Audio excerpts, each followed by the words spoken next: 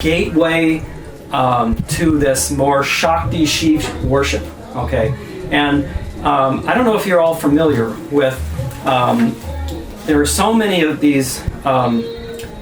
It's commonly called this RSS in India, that Hindu Vata, they call it. Okay, I think there's a conscious effort by Yogi Bhajan, and I hate to say this, I'm really sad to say this, but Yogi Bhajan made a conscious effort of subsuming Sikhi into Hinduism.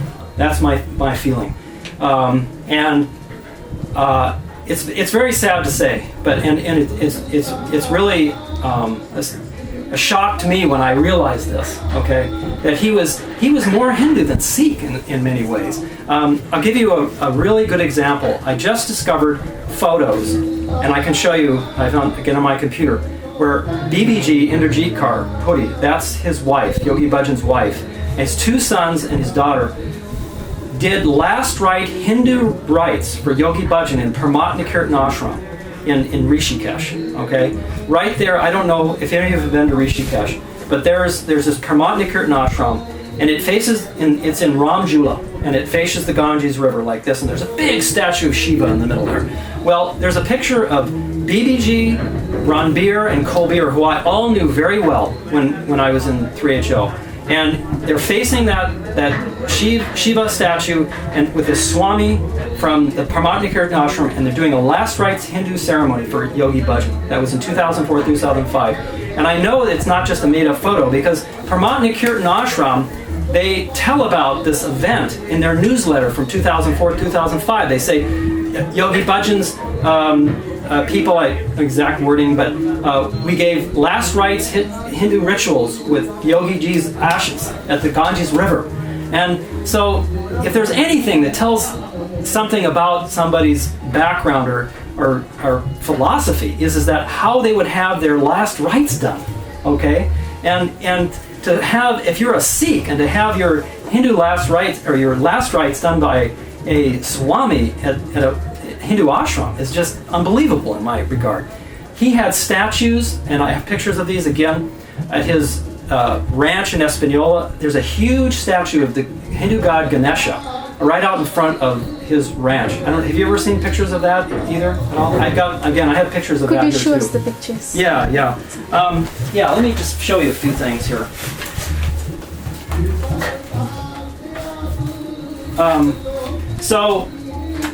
So I think that was really Yogi Bhajan's agenda, was to do these things.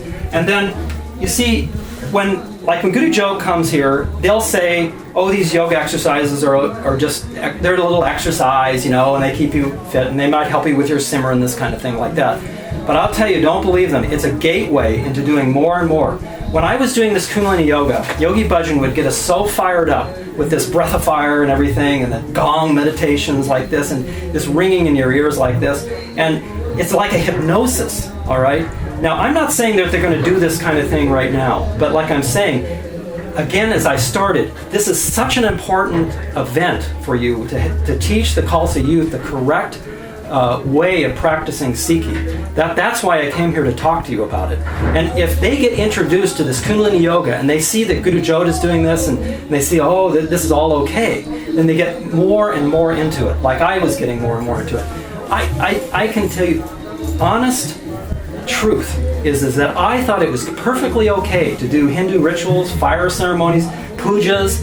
I was in Rishikesh in 2000, just a few years ago, in 2008, 2009, and I was stuck there in India because I had to stay there, and I thought it was okay to do all these things. That's the way Yogi Bhajan taught us, all right? I have pictures of Yogi Bhajan doing these Hindu pujas and all these things like that too. And you didn't realize this until you read this book by That's exactly correct. And for 30 years while you were with them, 3HO, you didn't realize that something was going on. He kept us away from Sikhs. He kept us purpose. I'll tell you a really good story.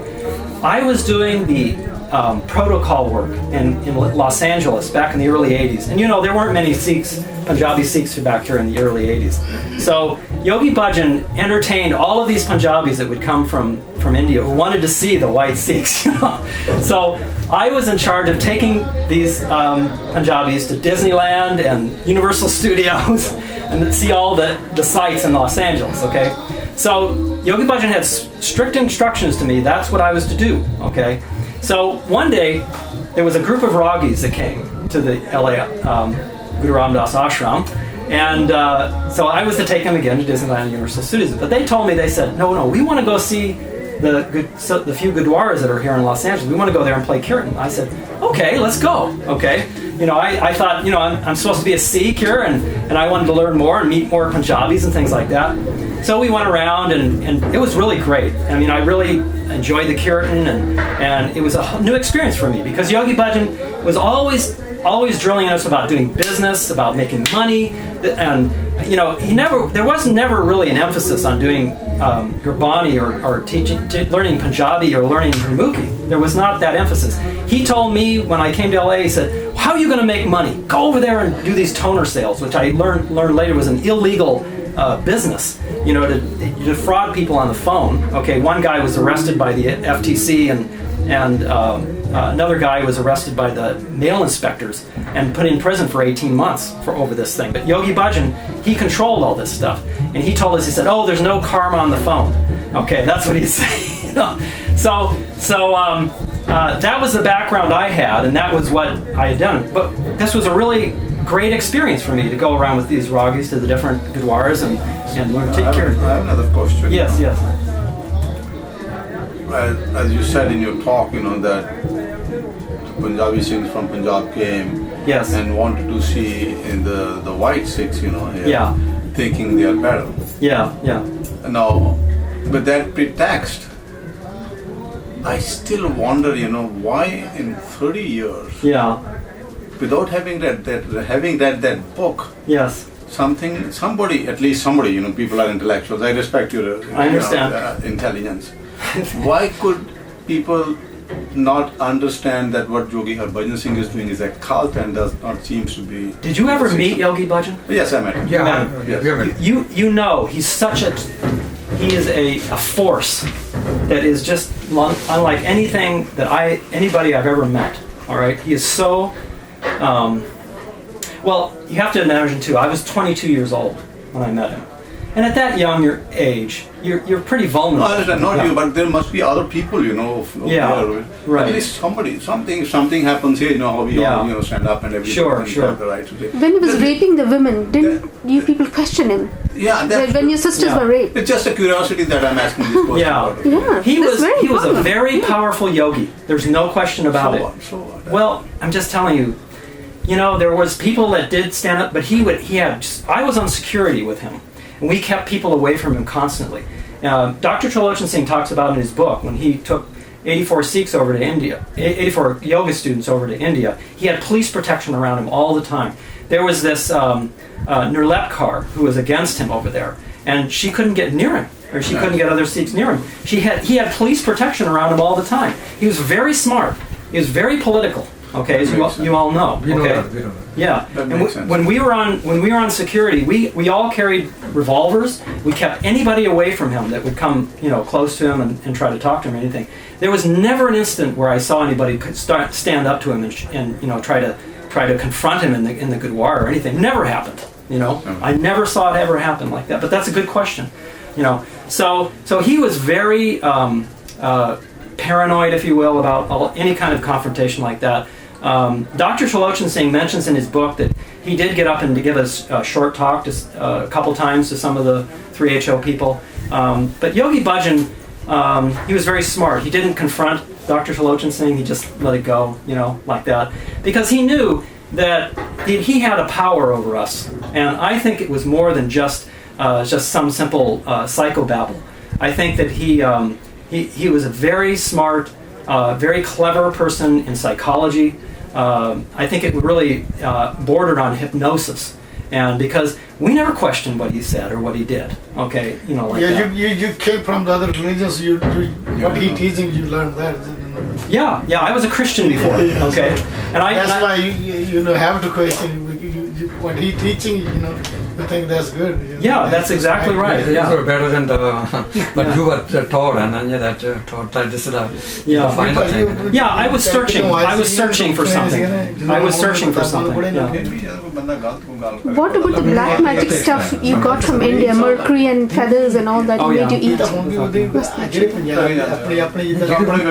Generation like go to the Radha Swami and the other, they are just brainwashed people, and then they can't. Because the problem is that people don't want to take a U-turn. Yeah. And then say that if I take a U-turn, they would think that I was so foolish that I did not realize. But it's better if you are on the wrong path, you have to take a U-turn. Yeah, you have to. And it's very, psychological is very difficult for people to turn around. People do not, it's called cognitive dissonance in psychology. You don't want to admit you made a mistake. It's very hard. I had a unique situation where I didn't really have any friends left in 3HO. I was pretty much independent. I was always starting to have a falling out with Yogi Bhajan. Just, several years before he died. We had several conflicts on real estate deals and everything. He was so obnoxious, I guess is the only word to talk about. But we had several fallings out. So I was kind of already on the outs, and so I didn't really have any friends. But for people that are still in 3HO, they have family, they have friends, sometimes they have children that are still in the organization. So it's very tough for them to leave, or very tough for them to criticize anything that would be criticizing Yogi Bhajan in the group like that. I just wanted to complete my story, though. I didn't about the LA when I took the Ragis around. So when I got back, we got back late at night that night, the Ragis and I. And so I told Yogi Bhajan, I said, we went to the Gurdwaras here and everything. He yelled at me and screamed and shouted and said, why did you do that? He said, you should have done that like this. I was like shocked, And I don't know if you remember, he had the foulest mouth I've ever met of anybody. He would just cuss and swear, and he didn't care about anything or anybody. I'm telling you right now, he was so mad at me for taking them to these Sikh Gurdwaras. He didn't want us to associate with Sikhs. He wanted everything controlled, everything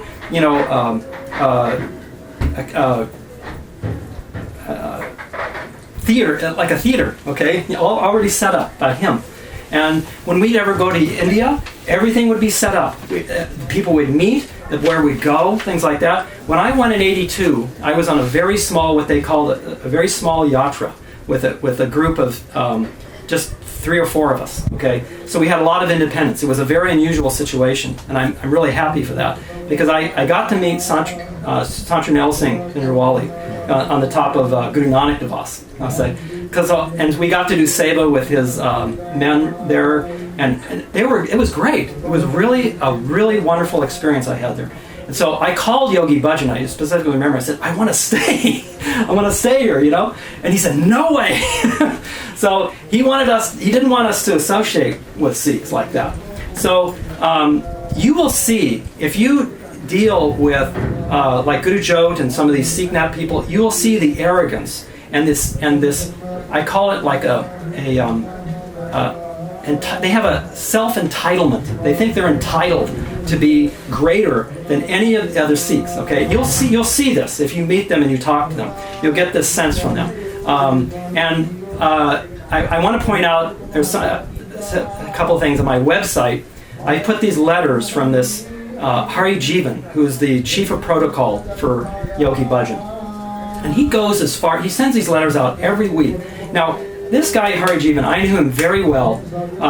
He was very close to Yogi Bhajan. He literally spent every day with Yogi Bhajan. So he's very influential, and he knew Yogi Bhajan very well. So I look at him as a very good predictor and thermometer, if you will, of what Yogi Bhajan was like and what his organization has become and where they're going.